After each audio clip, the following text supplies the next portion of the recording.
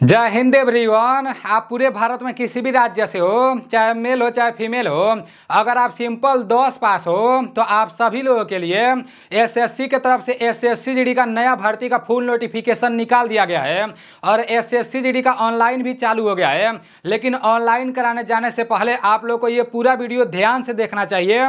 इस वीडियो को बनाने में मुझे काफ़ी ज़्यादा मेहनत करना पड़ा है। अगर आप लोग ये पूरा वीडियो देखोगे ना तो एसएससी जीडी के बारे में सारी चीज़ें आप लोगों को बिल्कुल आसानी से पता चल जाएगा। और ये वीडियो उन सभी दोस्तों के पास भी भेज देना जितने साथी इस साल एसएससी जीडी में भर्ती देखना चाहते हैं, क्योंकि ऑनलाइन कराने जाने से पहले आप लोगों को सारी चीज़ें क्लियर पता होना चाहिए कि किस तरह से आप लोगों को पोस्ट प्रीफरेंस डालना है। उसके बाद से इसमें जो एज मांगा गया है वो एज कितना मतलब कितना से कितना मांगा गया है और किस कैटेगरी के लिए मतलब कितना वैकेंसी निकाला गया है और एनसीसी का जो नंबर मिलता है ना वो नंबर कब मिलता है, ये सारी चीजें आप लोगों को पता होना चाहिए। इस वीडियो में मैं आप लोगों को एसएससी का जो सिलेबस है ना वो भी दिखाने वाला हूं। एसएससी खुद बोलता है कि भाई मतलब कोई भी भर्ती निकाला जाता है ना तो जब उसका फुल नोटिफिकेशन निकलता है ना तो नोटिफिकेशन में ही पूरा सिलेबस रहता है। वो लोग खुद बोलते हैं कि हाँ यही आपको पढ़ना है। तो मेरे भाई पूरा सिलेबस मैं आप लोगों को दिखाने वाला हूं, ठीक है ना। चलते हैं अपने नोटिफिकेशन की तरफ। ये रहा एसएससी जीडी का पूरा नोटिफिकेशन। इसका ऑनलाइन 5 तारीख 9वां महीना सन 2024 मतलब कल से चालू हो गया है। और ऑनलाइन का लास्ट डेट कितना रहने वाला है? ऑनलाइन का लास्ट डेट आपका 14 तारीख रहने वाला है, ठीक है ना। उसके बाद यहाँ पर दिया गया है मतलब जैसे जब लास्ट डेट ऑनलाइन हो जाएगा, ऑनलाइन कराते टाइम अगर कुछ मिस्टेक हो गया रहेगा ना तो उसको आप लोग बाद में करेक्शन भी करा सकते हो, बाद में सुधार भी करा सकते हो। और जो आपका सुधार का डेट है ना 5 तारीख 11वां महीना सन 2024 से लेकर 7 तारीख 11वां महीना सन 2024 के बीच में सुधार करा सकते हो। अब देखो इसका जो पेपर होगा ना, पेपर आपका जनवरी से फरवरी के बीच में कराया जा सकता है। ये टेंटेटिव शेड्यूल है। इसका मतलब ये हुआ कि मतलब इस डेट को घटाया बढ़ाया भी जा सकता है, ठीक है ना। तो आप लोग को अच्छे से तैयारी करना है। अब आगे चलते हैं। आगे यहाँ पर बताया जा रहा है कि मतलब जैसे किसमें कितना वैकेंसी निकाला गया है, अच्छे से समझ लो। देखो आपका बीएसएफ में ऑल इंडिया के लिए 15,654 वैकेंसी निकाला गया है और 15,654 वैकेंसी में आपका मेल के लिए मतलब लड़कों के लिए 13,306 वैकेंसी निकाला गया है और लड़कियों के लिए 2,348 वैकेंसी निकाला गया है। तो सबसे ज्यादा इस बार बीएसएफ में ही वैकेंसी निकाला गया है, ठीक है ना। जिसमें लड़कों के लिए मतलब एससी कैटेगरी के लिए 2018 वैकेंसी निकाला गया है, एसटी कैटेगरी के लिए 1,489 वैकेंसी निकाला गया है, ओबीसी कैटेगरी के लिए 2,906 वैकेंसी निकाला गया है और ईडब्ल्यूएस कैटेगरी के लिए 1,380 वैकेंसी निकाला गया है। यूआर कैटेगरी के लिए 5,563 वैकेंसी निकाला गया है मेल में, ठीक है ना। सेम उसी तरह से फीमेल का भी आप लोग देख सकते हो। इसके बारे में बताया गया है 39,481 वैकेंसी निकाला गया है। अब देखो आगे यहां पर यह बताया जा रहा है कि इसमें फार्म भरने के लिए आपका उम्र कितना होना चाहिए।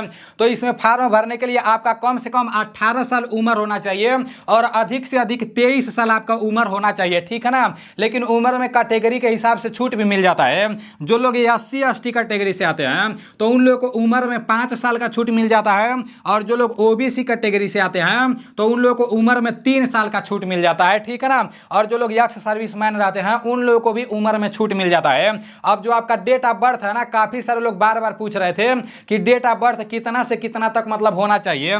तो देखो ऑफिशियल नोटिफिकेशन के माध्यम से अभी बताया जा रहा है कि आपका जो डेट ऑफ बर्थ है 2 तारीख पहला महीना सन 2002 से लेकर और 1 तारीख पहला महीना मतलब 1/1/2007 के बीच में आपका डेट ऑफ बर्थ होना चाहिए।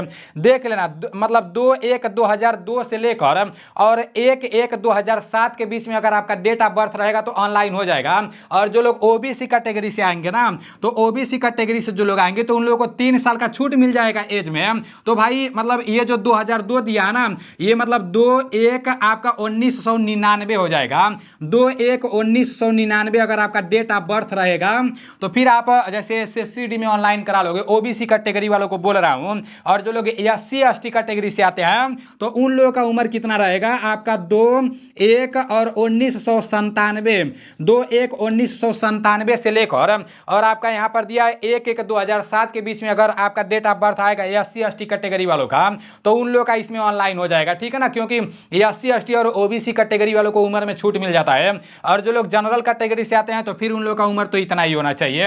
अब आगे चलते हैं, उम्र को लेकर भी आप लोगों को कन्फ्यूजन नहीं होगा। अब यहाँ पर देखो, यहाँ पर जितना भी पोस्ट है ना, जैसे BSF हो गया, CISF हो गया, CRPF हो गया, SSB आ गया, ITBP आ गया, आसाम राइफल आ गया, NCB आ गया और SSF आ गया, तो ये पूरा का पूरा आपका SSC GD के अंतर्गत ही आता है। आपको जब ऑनलाइन कराने जाओगे ना तो उधर पोस्ट प्रीफ्रेंस डालना रहता है।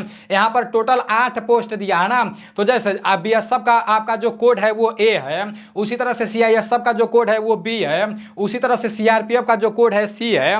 तो इसको पोस्ट प्रीफ्रेंस कैसे डालना है, अगर आपका सपना है कि नहीं हमको इंडियन आर्मी के जैसा वर्दी पहनना है, बचपन से ही मतलब इंडियन आर्मी का भर्ती देखते आए हो, तो आपको पता है कि मतलब आपको सबसे ज़्यादा जैसे आसाम राइफल ही पसंद आएगा, क्योंकि भाई आसाम राइफल का वर्दी सेम इंडियन आर्मी के जैसा होता है, और जो ट्रेनिंग होता है ना आसाम राइफल का, तो वो इंडियन आर्मी के ट्रेनर ही मतलब ट्रेनिंग कराते हैं। तो मतलब इसको कैसे भरना है, जो आपका मतलब बचपन से ही जो सपना होगा उसको आप लोग देख लेना।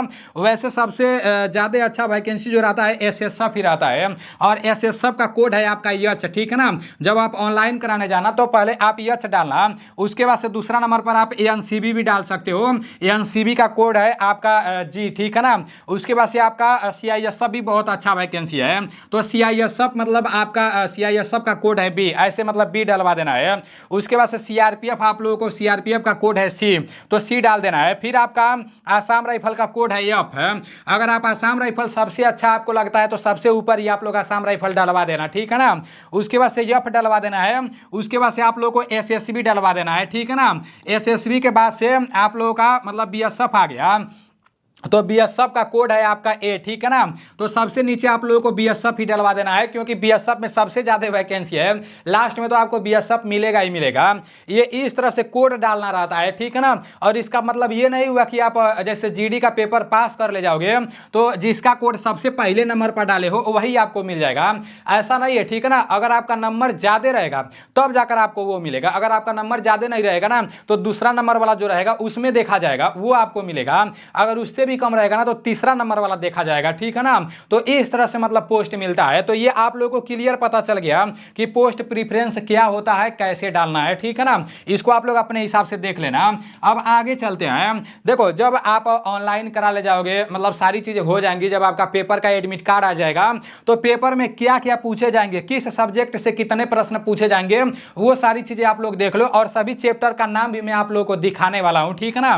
पेपर में आपके टोटल कितने प्रश्न पूछे जाएंगे, तो 80 प्रश्न पूछे जाएंगे, और एक प्रश्न आपके 2 नंबर के रहेंगे, ठीक है ना। आपके रीजनिंग से 20 प्रश्न पूछे जाएंगे 40 नंबर के, और जीके से 20 प्रश्न पूछे जाएंगे 40 नंबर के, और मैथ से 20 प्रश्न पूछे जाएंगे 40 नंबर के। उसके बाद से हिंदी और इंग्लिश मतलब चूज करना रहता है, उससे आपके 20 प्रश्न पूछे जाएंगे 40 नंबर के, तो टोटल 80 प्रश्न पूछे जाएंगे, ठीक है ना। और पेपर देने जाओगे तो पेपर में 60 मिनट का टाइम मिलेगा, ये भी आप लोगों को पता होना चाहिए। और 0.25 का निगेटिव मार्किंग रहता है, मतलब 1/4 का आपका निगेटिव मार्किंग रहेगा, ठीक है ना। अब 1/4 का मतलब हुआ जैसे एक प्रश्न आपका 2 नंबर का रहता है तो 2 प्रश्न आपका 4 नंबर का रहता है। अगर 2 प्रश्न आपका जैसे गलत हो जाएगा तो 1 नंबर आपका कट जाएगा, ठीक है ना, क्योंकि 2 प्रश्न आपका 4 नंबर का रहता है और 1/4 का निगेटिव मार्किंग है, तो भाई आपका 2 जैसे 4 नंबर का गलत होगा तो फिर 1 नंबर तो आपका कटेगा ही कटेगा। तो ऐसे आप लोग याद रखना कि 2 प्रश्न गलत हो जाएगा तो आपका 1 नंबर कट जाएगा, ठीक है ना। अब आगे चलते हैं।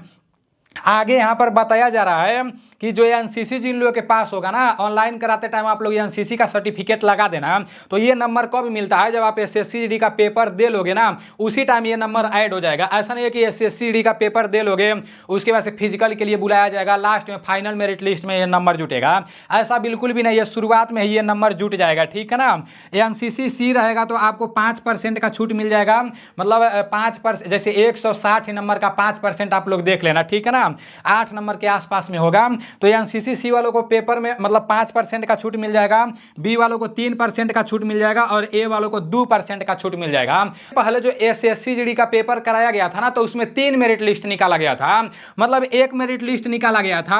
जैसे जो लोग पेपर पास किया ना, तो उन लोगों को दौड़ के लिए बुलाया गया। अब जैसे 40,000 वैकेंसी है, तो 40,000 की जगह हुआ 3 से 3.5 लाख लोगों को मतलब दौड़ के लिए बुलाया गया।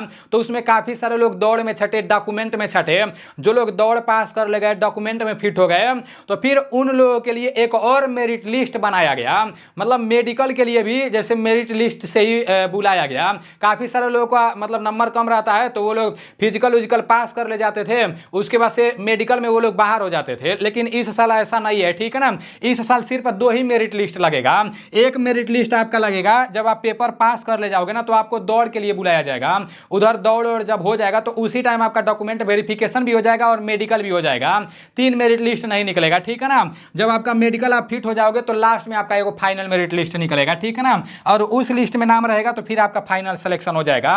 अब इसका फिजिकल कितना होता है, तो भाई लड़कों का दौड़ आपका 5 किलोमीटर होता है, जिसमें 24 मिनट का टाइम मिलता है, और लड़कियों का दौड़ 1600 मीटर होता है, जिसमें 8.5 मिनट का टाइम मिलता है। फॉर्म भरने के लिए हाइट कितना होना चाहिए भाई, 10 पास तो होना चाहिए, लेकिन लड़कों का हाइट 170 सेंटीमीटर होना चाहिए और लड़कियों का हाइट 157 सेंटीमीटर होना चाहिए, ठीक है ना।